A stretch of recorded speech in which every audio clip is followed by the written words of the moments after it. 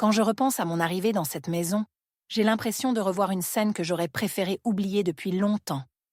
Je croyais naïvement que l'amour de ma mère suffirait à combler le vide laissé par mon père, et que ce nouvel homme qu'elle avait choisi serait simplement un adulte parmi d'autres, quelqu'un à qui je n'aurais pas besoin de plaire.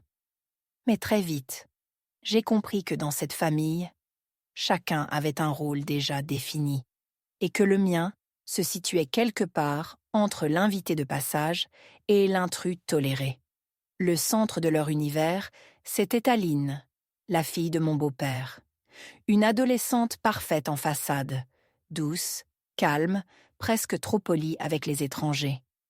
Mais à l'intérieur de ces murs, elle se transformait en une sorte de reine capricieuse dont les volontés dictaient le rythme de la maison. Je me souviens de mes premières semaines, où j'essayais encore de trouver ma place. Je ne faisais que circuler d'une pièce à l'autre en tentant d'être aussi discret que possible, tandis qu'elle observait chacun de mes gestes avec une précision presque dérangeante. Elle savait exactement quand j'étais de trop, quand j'occupais une chaise qu'elle avait l'habitude de prendre, quand je posais mes affaires trop près des siennes. Ma mère, elle, pensait sincèrement que le temps ferait son œuvre. Elle me disait souvent que les familles recomposées avaient besoin de patience et d'adaptation. Elle ne voyait pas, ou ne voulait pas voir, ce que je percevais immédiatement. La maison n'était pas un lieu où je pouvais m'épanouir, mais une scène où j'étais invitée à jouer le rôle du garçon poli qui ne fait pas d'ombre à la véritable héritière des lieux. Je m'habituais pourtant. Je faisais attention à tout. À ne pas laisser mes chaussures trop près de la porte, à ranger ma tasse à peine vidée, à éviter de respirer trop fort quand Aline révisait dans le salon. Je ne voulais pas donner l'impression d'être un poids. Mais chaque effort semblait invisible, comme si mes efforts s'évaporaient avant d'être perçus. Pendant ce temps, les erreurs d'Aline étaient constamment pardonnées, presque transformées en qualité. Si elle laissait traîner ses affaires, on disait qu'elle avait une âme d'artiste. Si elle oubliait une tâche, on soulignait qu'elle était trop absorbée par ses études. Moi, je n'avais pas droit à ces excuses. La moindre imperfection devenait une preuve de mon manque d'effort. J'ai fini par comprendre que ce n'était pas une question de comportement, mais de hiérarchie. Aline appartenait à cette maison, par le sang. Moi, j'étais juste l'appendice, le supplément importé, avec ma mère. Je sentais que mon beau-père me surveillait comme un élément perturbateur, un corps étranger qu'il fallait garder sous contrôle pour préserver le confort de sa fille. À mesure que les jours passaient, je me suis mise à vivre en apnée, comme si chaque respiration devait être méritée. Je faisais semblant que tout allait bien, même quand je savais que je ne pourrais jamais être acceptée ici, autrement que comme un invité de longue durée. Je m'en accommodais, persuadée que c'était seulement une étape, une période un peu rude qui finirait par s'adoucir. Je me trompais. Rien ne s'adoucit dans une maison où les rôles sont inscrits si profondément qu'on ne peut plus les modifier. Et moi, dans cette distribution invisible, j'étais déjà désigné comme celui qui devait s'effacer. Au fil des semaines, un rythme étrange s'était installé, comme une partition silencieuse que je devais suivre sans jamais en connaître les notes. Je commençais à savoir exactement quand je pouvais descendre dans la cuisine sans être accusée de déranger, quand je devais rester dans ma chambre pour éviter les soupirs agacés d'Aline, et quand il valait mieux quitter le salon avant que mon beau-père ne remarque ma présence. Je n'avais jamais vécu dans un endroit où la simple position de mon corps semblait être un problème à résoudre.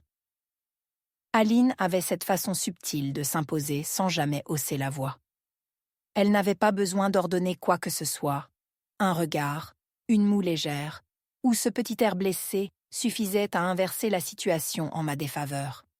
Quand elle entrait dans une pièce, j'avais l'impression qu'un projecteur invisible se braquait sur moi, prêt à analyser chaque mouvement. Je me surprenais à retenir mes gestes, à penser trop longtemps avant d'ouvrir un placard, comme si je devais m'assurer que personne ne verrait une intention mal placée. Ma mère restait profondément convaincue que nous finirions par nous entendre. Elle me répétait que je devais être patient, que les choses s'arrangeraient, une fois que tout le monde aurait trouvé ses marques. Je ne lui en voulais pas, même si je savais qu'elle ne percevait pas le malaise ambiant. Elle venait du genre de famille où l'on étouffe les conflits sous des sourires forcés. Elle pensait sincèrement que ce modèle fonctionnerait ici aussi. Quant à mon beau-père, il semblait avoir une mission sacrée, protéger Aline de tout ce qui, selon lui, risquait de troubler sa tranquillité. Et dans cette catégorie, j'avais rapidement compris que j'étais placée au premier rang. Il observait mes moindres gestes, avec un mélange de méfiance et de sévérité, comme s'il attendait que je fasse une erreur pour justifier ses soupçons silencieux. Même sans parole, il parvenait à me faire sentir que je n'appartenais pas tout à fait à cet endroit. Je m'efforçais pourtant de ne provoquer aucune vague.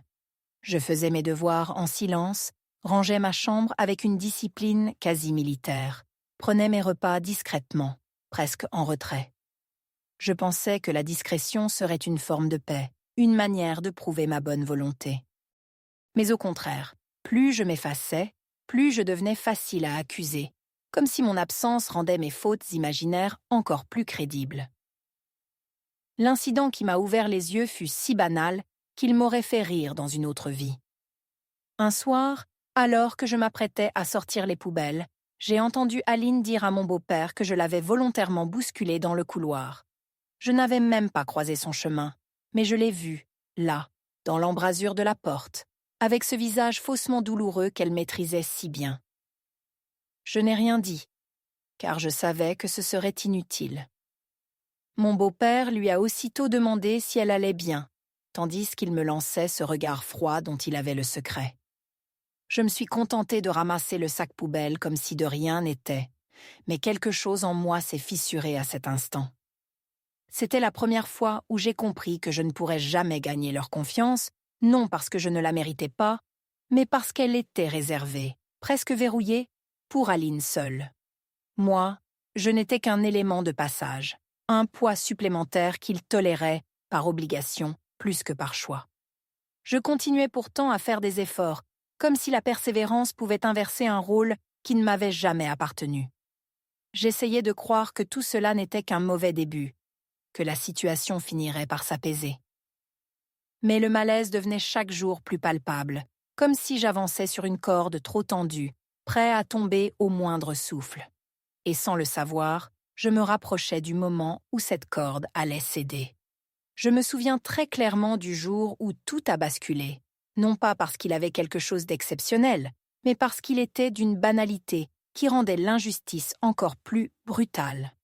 C'était un samedi tranquille, l'un de ces jours où chacun vaque à ses occupations sans chercher la moindre interaction. Ma mère travaillait, mon beau-père bricolait dans le garage, et Aline s'était enfermée dans sa chambre, apparemment pour étudier. Je profitais de cette accalmie rare pour avancer sur un projet scolaire. Rien ne laissait présager que quelques heures plus tard, on m'accuserait de quelque chose qui ne m'avait même pas traversé l'esprit. En fin d'après-midi, j'ai entendu des pas lourds descendre l'escalier, puis la voix de mon beau-père, grave et tendue, appelant Aline. J'ai compris immédiatement que quelque chose n'allait pas. Il ne parlait jamais avec cette brusquerie, sauf lorsqu'il s'agissait de défendre sa fille. Je suis restée immobile dans ma chambre, espérant que cela ne me concernait pas. Mais j'ai vite compris que j'étais naïf de croire que j'échapperais si facilement à cette nouvelle tempête. En moins d'une minute, l'atmosphère de la maison s'était changée en tribunal improvisé. Mon beau-père cherchait un billet de 50 € qu'il avait laissé dans une enveloppe destinée aux factures du mois. Il ne l'avait pas trouvé là où il pensait l'avoir mise, et l'absence d'un seul billet suffisait à lancer la machine à soupçons.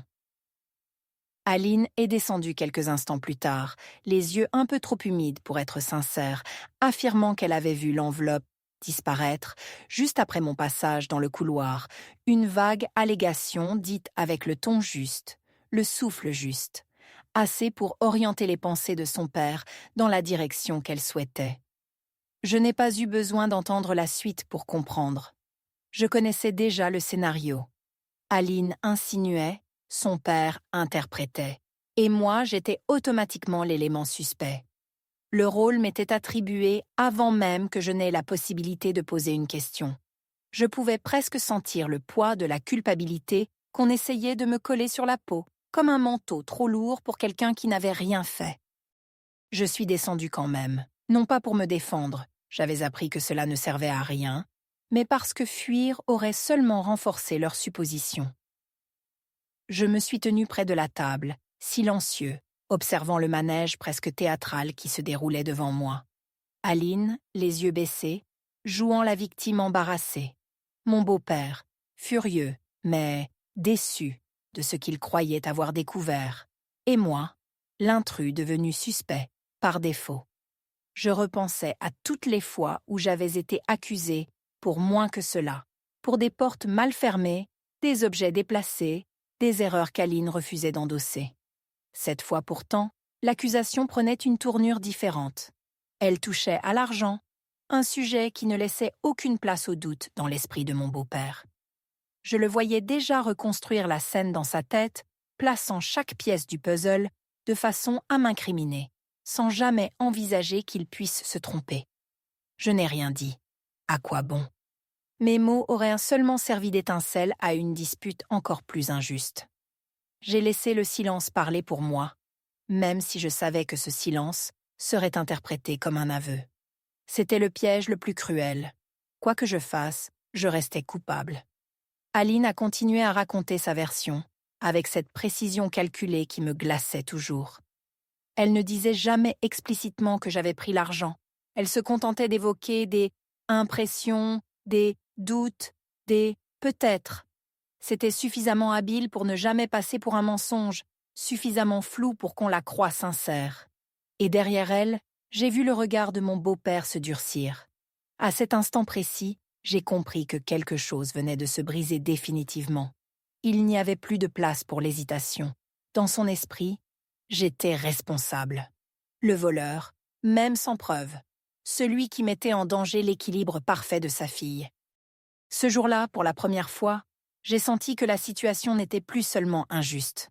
Elle devenait intenable. Et que tôt ou tard, quelque chose allait céder. Je crois que ce qui m'a frappé ce jour-là, ce n'est pas l'accusation elle-même, ni même la manière dont elle a été fabriquée de toutes pièces. C'est plutôt la vitesse avec laquelle mon beau-père a accepté cette version des faits, comme si tout cela n'attendait qu'un prétexte pour se révéler au grand jour. J'ai senti, dans sa posture raide et son regard froid, une certitude immuable. J'étais devenu le problème à corriger.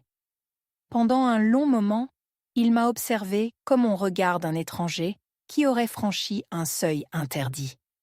Je pouvais presque deviner ses pensées, ses jugements silencieux qui se formaient sans que je puisse intervenir pour les contrer. Je savais qu'il n'attendait pas d'explication. En réalité, il n'en avait jamais voulu. Dans son esprit, l'équation était simple. Si Aline souffrait, alors j'en étais la cause. Peu importait ce que je disais, ce que j'étais, ou même ce que j'avais réellement fait.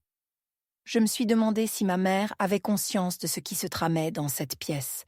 Elle n'était pas encore rentrée, et pendant un instant, j'ai senti un soulagement coupable à l'idée qu'elle ne soit pas témoin de ce qui allait suivre. Elle aurait voulu intervenir, tempérer, réduire l'intensité de la situation. Mais rien n'aurait pu l'apaiser. Je voyais bien que cette fois, mon beau-père n'était pas simplement exaspéré. Il avait pris une décision. Il m'a finalement demandé de m'expliquer, mais d'une manière si sèche qu'il était évident que la version de l'histoire était déjà écrite sans moi. Et moi, debout au milieu du salon, je n'ai pas trouvé la force de jouer encore une fois le rôle de celui qui justifie sa simple existence. J'aurais pu raconter en détail où j'étais, ce que je faisais, comment je n'avais même pas approché cette enveloppe. J'aurais pu évoquer le fait qu'Aline avait déjà menti à plusieurs reprises pour détourner l'attention de ses propres erreurs. Mais tout cela aurait été inutile. Alors je me suis contentée de dire la vérité simplement, sans la défendre, comme si je la déposais au milieu de la pièce en sachant pertinemment qu'elle allait s'effondrer dès qu'on poserait les yeux dessus. C'était presque ironique. Dire la vérité me donnait l'impression de gaspiller mon souffle. La réaction de mon beau-père a été immédiate. Pas violente, pas bruyante, mais définitive. Il m'a annoncé qu'il n'accepterait pas de vivre dans une maison où sa fille se sentait menacée ou attaquée. C'était fascinant de constater à quel point il réécrivait la réalité en quelques mots. transformant une simple mise en scène d'Aline en une crise familiale qui justifiait son indignation. Il a ajouté que je devais reconnaître mes torts. L'expression m'a frappée par son absurdité. Quel tort? Ce qu'on m'inventait? Il m'a ensuite donné un choix, ou plutôt une illusion de choix. M'excuser auprès d'Aline pour l'avoir mise dans cet état, ou quitter la maison le temps que les choses se calment. Je crois que je n'oublierai jamais l'assurance avec laquelle il prononçait ces mots, comme s'il s'agissait d'une décision raisonnable, équilibrée, presque adulte. À cet instant, j'ai ressenti un mélange étrange de colère et de lucidité. J'ai compris que si je cédais, si je présentais ces excuses qu'on exigeait de moi, je n'aurais plus jamais la moindre légitimité dans cette maison. Je deviendrais éternellement celui qui cède, celui qu'on peut accuser sans preuve, celui qu'on peut manipuler sans effort. Une présence docile, mais interchangeable. Une ombre. Je me suis donc entendu refuser. Pas avec rage, mais avec une tranquillité qui m'a surpris moi-même. Une simple phrase intérieure, répétée comme un constat. Je ne m'excuserai pas pour un mensonge. Ce refus n'a pas résonné comme une provocation, mais comme un point final. Le visage de mon beau-père s'est encore durci, scellant ce qui ressemblait à une sentence. Il m'a simplement dit que si je persistais, je devrais quitter la maison. Et là, dans ce silence lourd, j'ai compris que ce n'était pas une punition. C'était une expulsion. Je suis remontée dans ma chambre, et pour la première fois depuis longtemps, je n'ai pas ressenti de peur. Seulement une certitude froide. L'endroit où je vivais n'était pas un foyer, et je ne pouvais plus continuer à jouer un rôle qui n'avait jamais été le mien. Ce soir-là, j'ai senti que la rupture était déjà actée. Il ne restait plus qu'à en affronter les conséquences. La nuit est tombée plus vite que d'habitude, ou peut-être avais-je simplement perdu la notion du temps. Je me souviens avoir regardé la fenêtre sans réussir à distinguer ce qui se passait dehors, comme si le monde extérieur s'était dissous dans un brouillard sans relief. Dans ma chambre, tout semblait à la fois étrangement figé et terriblement fragile. Chaque objet posé sur mon bureau, chaque vêtement laissé sur la chaise, portait encore l'illusion d'une vie normale que je n'avais pourtant jamais vraiment eue. Je savais que je ne pouvais pas rester. Ce n'était pas une décision, mais une évidence brutale, presque mécanique. Mon beau-père était monté un peu plus tôt pour me rappeler que je devais réfléchir à ce que j'avais fait. Il n'avait pas besoin d'en dire plus. Son ton suffisait à me faire comprendre que, pour lui, la question était réglée. J'étais coupable, et si je ne me conformais pas à son récit, je n'avais plus ma place ici. Il s'était déjà convaincu que me voir franchir la porte serait une forme de justice. Alors, j'ai commencé à rassembler mes affaires. Pas dans la précipitation, mais dans une sorte de calme étrange, presque détaché. J'avais l'impression que mes mains travaillaient à ma place, rangeant les vêtements, triant les cahiers, glissant quelques souvenirs dans mon sac, comme si elles avaient attendu ce moment depuis longtemps. Il y avait si peu de choses qui m'appartenaient vraiment que tout tenait dans un simple sac à dos.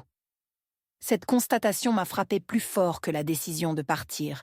Je vivais ici depuis des mois, et pourtant je n'avais rien accumulé, rien conquis, rien qui puisse me lier à cette maison. En fermant la fermeture éclair du sac, j'ai ressenti une émotion que je n'arrivais pas à définir. Ce n'était pas de la tristesse, même si une partie de moi aurait voulu être triste. Ce n'était pas non plus de la peur, car je savais instinctivement que l'inconnu qui m'attendait serait toujours moins hostile que l'atmosphère étouffante de cette maison. Je crois que c'était une forme de soulagement, discret, mais incontestable. L'idée de partir m'offrait une sorte d'air nouveau, un espace où je n'aurais plus besoin de justifier ma présence. Quand je suis descendue, la maison semblait figée dans un silence tendu. Mon beau-père se tenait dans le salon, les bras croisés, comme s'il s'assurait que je ne change pas d'avis. Aline n'était pas là, mais je pouvais presque ressentir sa présence, comme une ombre satisfaite qui n'avait pas besoin de se montrer pour savourer son triomphe. Je n'ai pas cherché à croiser le regard de mon beau-père. Je ne voulais pas qu'il croie une seule seconde que son jugement avait encore une valeur pour moi. Ma mère est arrivée à ce moment-là, comme si le destin s'était amusé à lui imposer ce spectacle. Ses yeux se sont écarquillés en voyant le sac sur mon épaule. Je n'ai pas eu besoin de lui expliquer. Elle comprenait déjà, même si elle refusait de l'admettre. Elle s'est approchée de moi avec ce mélange de panique et de culpabilité qu'elle tentait de cacher sous un calme maladroit. Je pouvais sentir qu'elle voulait me retenir, qu'elle cherchait des mots pour me convaincre d'attendre, de négocier, de faire un effort de plus. Mais aucun mot ne venait. Elle savait, au fond, que cette fois, ce n'était plus une dispute parmi d'autres. C'était la fin d'un équilibre précaire qu'elle avait voulu maintenir coûte que coûte. Je lui ai simplement dit que je ne pouvais plus rester. Pas pour la punir, pas pour m'affirmer, mais parce que c'était vrai. Rester aurait signifié renoncer à une part de moi-même que je n'étais pas prêt à abandonner. Je suis sortie sans me retourner. L'air froid de la nuit m'a frappé au visage, me rappelant que je n'avais rien de prévu, aucun plan, aucun endroit où aller. Mais je n'étais pas seule. J'ai sorti mon téléphone et composé le numéro de mon entraîneur. L'un des rares adultes qui m'avait toujours regardé autrement qu'à travers le prisme de la suspicion. Sa voix, même à moitié endormie, m'a paru plus accueillante que toute cette maison ne l'avait jamais été. Et pour la première fois depuis longtemps, j'ai senti que je marchais vers quelque chose. Quand j'ai raccroché, j'ai ressenti un mélange de vertige et de soulagement. Mon entraîneur ne m'avait pas posé de questions. Il avait simplement dit que je pouvais venir, que la porte serait ouverte et que nous discuterions le lendemain. Cette absence d'interrogatoire, cette confiance silencieuse, m'avait presque déstabilisée. J'étais tellement habituée à devoir me justifier que le simple fait d'être accueillie sans condition me semblait irréel. Le trajet jusqu'à chez lui s'est fait dans une sorte de flottement. Les rues étaient presque désertes, éclairées par ces lampadaires fatigués qui projetaient des halos jaunes sur le trottoir. Je marchais sans sentir le poids du sac sur mon épaule, comme si j'avançais à travers un décor trop vaste pour moi. Chaque pas m'éloignait un peu plus de la maison, et avec elle de tout ce que j'avais enduré. Pourtant, je ne pouvais pas m'empêcher de repenser à ma mère, figée dans ce salon, incapable de me retenir, coincée entre son mari et son fils, comme dans un piège dont elle n'avait jamais su s'échapper. Je n'avais pas envie de ressentir de la culpabilité. Pas ce soir. Je savais qu'elle allait essayer de me contacter, qu'elle se débattrait entre l'inquiétude sincère et la peur de contrarier celui qui imposait son autorité sur tout le monde. Mais je ne pouvais pas laisser ces pensées me rattraper. Pas maintenant. Je n'avais pas la force de porter leurs contradictions sur mes épaules. Quand j'ai atteint la petite maison de mon entraîneur, une lumière était allumée dans l'entrée. La porte n'était pas verrouillée, comme il l'avait dit. Je suis entrée en silence, refermant derrière moi avec précaution. L'endroit était modeste, mais chaleureux, imprégné de cette atmosphère simple qui m'avait toujours semblé absente de chez moi. Une photo d'équipe trônait sur un meuble et j'ai reconnu mon propre visage au milieu des autres. Ce détail m'a frappé plus fortement que je ne l'aurais cru. J'existais ici. Je faisais partie de quelque chose. Une note m'attendait sur la table du salon. Quelques mots griffonnés rapidement, disant que la chambre d'amis était prête, que la salle de bain était au fond du couloir, et que nous parlerions quand le moment serait bon. Je suis resté immobile quelques secondes, la feuille entre les mains, surpris par la simplicité de cette bienveillance. Il n'y avait pas de suspicion, pas de condition, pas de pression, rien que l'accueil. Dans la chambre d'amis, le lit était déjà fait. Une couverture épaisse, un oreiller qui sentait le linge propre. Je me suis assis et j'ai senti une fatigue immense déferler sur moi, comme si mon corps réalisait enfin qu'il pouvait relâcher la tension qu'il portait depuis des semaines, peut-être des mois. Je n'ai pas éteint la lumière tout de suite. Mes pensées tournaient encore, cherchant un point d'ancrage. Je repensais à Aline, à la mise en scène ridicule qu'elle avait orchestrée, et qui pourtant avait suffi à me chasser de ma propre maison. Je me demandais ce qu'elle ressentait maintenant, de la satisfaction, de la peur que la vérité finisse un jour par éclater, ou simplement ce plaisir cruel que certains éprouvent lorsqu'ils réussissent à prendre le contrôle des autres. Je me suis surpris à ne plus ressentir de colère envers elle. Pas ce soir. J'étais trop épuisée. Et puis, quelque part, J'avais compris que ce qui s'était passé n'était qu'un symptôme d'un problème plus profond.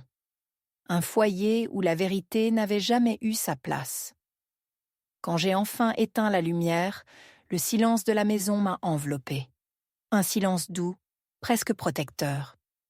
J'avais l'impression de redécouvrir quelque chose que j'avais perdu depuis longtemps. La possibilité de me sentir en sécurité.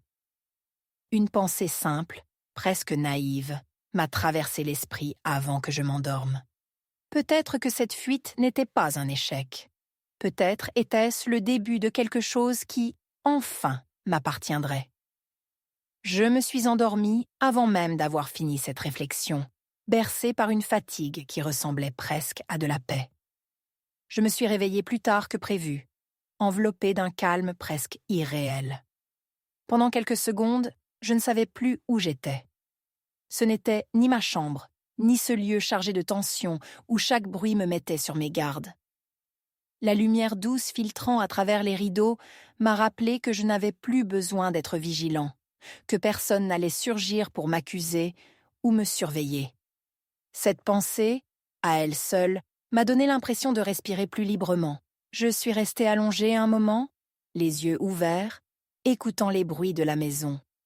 Des pas étouffés dans la cuisine, le son d'une bouilloire, le froissement d'un journal. Tout avait ce parfum de normalité qui m'avait tant manqué. Je m'en suis rendu compte avec une clarté presque douloureuse. Une vie ordinaire, stable, était devenue pour moi une sorte d'utopie. Je me suis levée, toujours un peu engourdie, et en passant devant le miroir de la chambre, j'ai surpris mon propre reflet. Mes yeux avaient l'air plus fatigués que d'habitude, mais il y avait quelque chose de différent. Comme si, malgré l'épuisement, un poids avait été retiré de mes épaules. Ce n'était pas de la joie, pas encore, mais une forme de légèreté, timide, fragile, qui ne demandait qu'à exister. Descendre dans la cuisine m'a demandé un effort. Pas par peur, mais parce que je n'étais pas habituée à occuper un espace en étant sûre de ne déranger personne.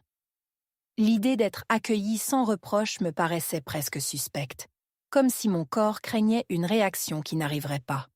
Quand je suis entrée dans la pièce, mon entraîneur m'a simplement adressé un signe de tête, calme, neutre, presque quotidien. C'était peut-être la plus grande preuve de respect qu'on m'ait offerte depuis longtemps. On ne me regardait pas comme un problème. Je me suis installée en silence. Un bol, du pain, un peu de confiture étaient déjà posés sur la table. J'ai pris le temps de manger, lentement, comme si je redécouvrais la sensation même d'avoir de l'appétit. Je savais que mon entraîneur attendrait que je parle de moi-même, quand je serais prêt. Cette liberté-là m'a presque bouleversée. J'ai compris qu'ici, on me traitait comme un être humain qui avait le droit de respirer, de réfléchir, d'exister sans justification immédiate. Après le petit déjeuner, je suis sortie dans le petit jardin derrière la maison. L'air était froid, vif, presque piquant, mais il avait cette qualité qui efface les pensées trop lourdes. Le sol était encore humide de rosée, et l'odeur de terre fraîche me rappelait un sentiment que j'avais oublié, celui d'être enraciné quelque part, ne serait-ce que pour quelques instants. Je me suis assis sur une vieille chaise en métal et j'ai laissé mes pensées se déplier sans les retenir. La veille, tout avait été mouvement, tension, rupture. Ce matin-là, c'était le contraire. Un espace ouvert où je pouvais enfin envisager ce qui allait suivre. Je n'avais pas de plan précis, ni même une idée nette de ce que je voulais accomplir. Mais je savais que je ne retournerais pas dans cette maison où l'on m'avait condamné sans effort.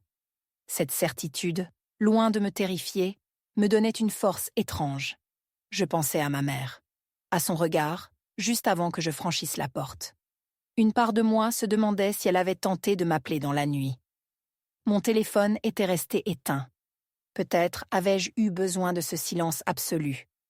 Je savais qu'elle souffrait de cette situation, mais je savais aussi qu'elle avait choisi, depuis longtemps, de s'effacer devant un homme qui imposait ses règles comme des vérités.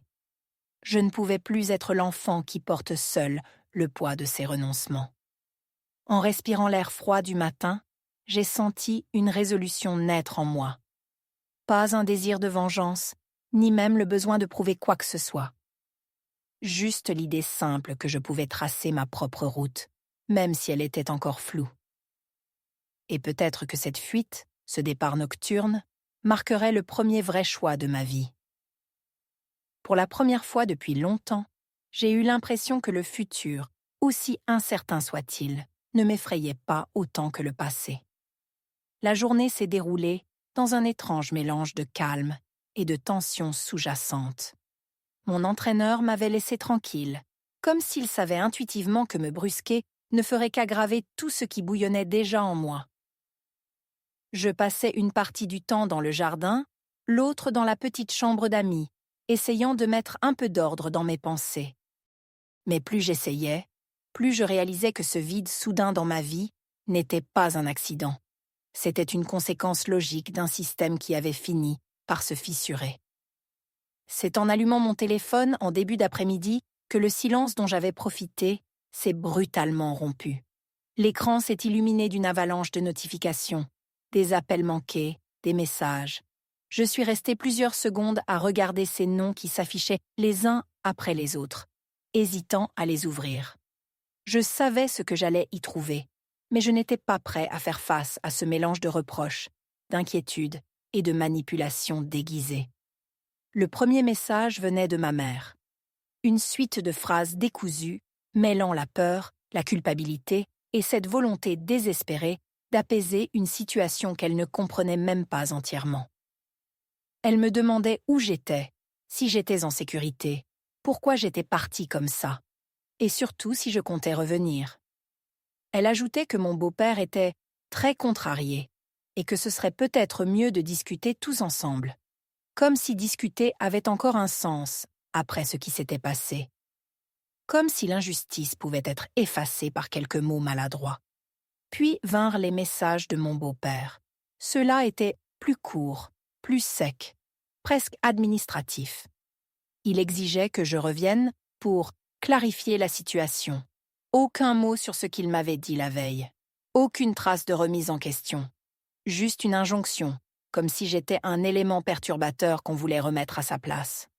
Il disait que mon départ n'était pas acceptable, que ma réaction était disproportionnée. L'ironie de la situation m'a presque arraché un rire amer. Celui qui m'avait imposé de quitter la maison prétendait maintenant que partir était une faute. Mais ce n'est pas ce message-là qui m'a le plus marqué. C'est celui d'Aline. Un simple « tu dramatises, reviens ». 2 mots qui effaçaient volontairement tout ce qu'elle avait provoqué, tout ce qu'elle avait fabriqué. 2 mots qui réduisaient ma souffrance à un caprice. Je les ai relus plusieurs fois, cherchant une trace d'humanité, un signe qu'elle réalisait les conséquences de son mensonge. Rien. Juste cette froide indifférence, ce mépris déguisé en nonchalance. En voyant tous ces messages, j'ai senti quelque chose se détacher en moi. Une corde qui, jusqu'ici, me reliait encore à cette maison, par habitude plus que par attachement. Une corde faite de culpabilité, de responsabilités mal placées, de tentatives constantes pour préserver une unité familiale qui n'avait jamais existé réellement. À cet instant, cette corde s'est rompue. Je n'ai répondu à personne. Pas par vengeance, mais parce que je savais que la moindre réponse m'entraînerait de nouveau dans ce piège où la vérité n'avait jamais eu de poids. J'ai éteint le téléphone et je l'ai posé sur la table, retourné, comme si regarder cet écran pouvait me ramener en arrière. Je me suis demandé ce que serait la suite. Peut-être que ma mère insisterait encore. Peut-être que mon beau-père chercherait à me retrouver. Peut-être qu'Aline inventerait un autre récit pour effacer sa culpabilité. Mais pour la première fois, ces perspectives ne me terrorisaient plus. J'avais mis une distance. J'avais trouvé un refuge. Et surtout, j'avais compris que je n'étais pas obligée de continuer à jouer un rôle qui n'était jamais le mien. Le silence qui suivit fut lourd, mais pas oppressant. C'était un silence choisi, un silence qui me protégeait. Un silence où, pour la première fois, je pouvais entendre mes propres pensées sans avoir à craindre qu'on les étouffe. Je suis sortie respirer l'air du soir et j'ai eu la sensation très nette que quelque chose venait de basculer. Pas dans le monde extérieur, mais en moi. Et cette fois, c'était moi qui choisissais la direction. Le lendemain matin, je me suis réveillée avec cette étrange sensation de liberté qui venait d'apparaître dans ma poitrine, comme un souffle d'air pur après des semaines étouffantes. Le soleil filtrait à travers les rideaux, dessinant des motifs irréguliers sur le parquet. Chaque rayon semblait me rappeler que la vie continuait, que le monde n'avait pas attendu ma décision pour avancer. Pourtant, moi, j'étais en pause. Et pour la première fois, cela ne me semblait pas effrayant. J'ai pris mon sac et je suis sortie dans les rues silencieuses. Marcher seule, sans destination précise, me donnait un sentiment inattendu de contrôle. Je n'avais pas besoin de me justifier, de répondre à des attentes ou de faire semblant. Le vide dans mon agenda, dans ma routine, était désormais un espace que je pouvais remplir à ma guise. Cette pensée me rendait étrangement léger. Mais en même temps, chaque pas faisait remonter des souvenirs, des échos de conversations, des reproches, des mensonges. C'était comme si la ville entière portait les traces de ce que j'avais fui.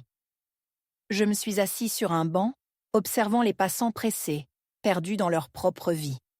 Chacun d'eux semblait porter son fardeau en silence, invisible mais bien réel. Je me suis demandé combien d'entre eux connaissaient à la sensation de devoir se défendre contre ceux qu'ils aiment, contre des vérités déformées par le besoin de contrôle ou la peur. Je me suis surpris à penser que ce que je vivais n'était peut-être pas unique, que d'autres aussi avaient dû choisir entre la vérité et le confort illusoire de l'illusion familiale.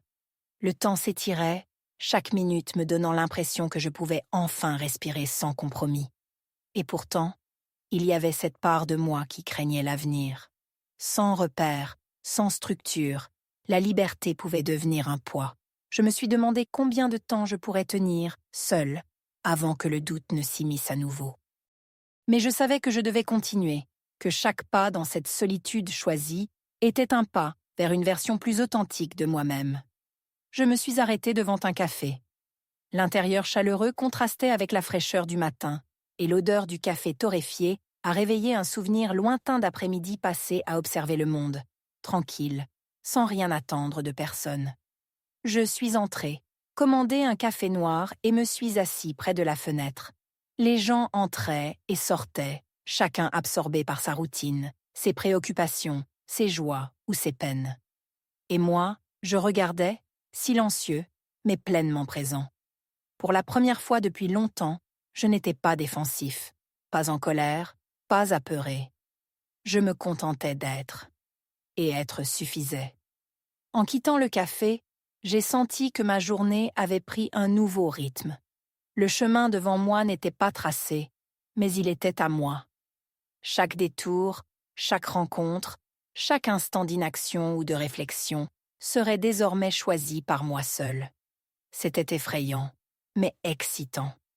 La solitude, que j'avais d'abord ressentie comme un vide, se transformait lentement en espace pour grandir, pour penser, pour me reconstruire.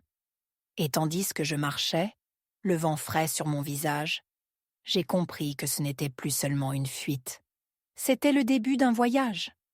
Un voyage qui ne me ramènerait peut-être jamais exactement là où j'avais commencé, mais qui me mènerait vers une vérité que je pouvais enfin appeler mienne.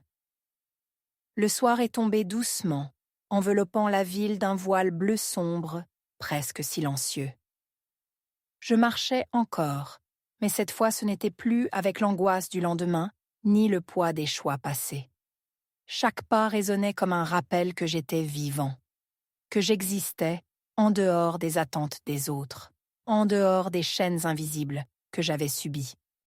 Il y avait une clarté nouvelle dans mon esprit, une lumière qui n'avait rien à voir avec le soleil du matin ou les lampadaires de la rue.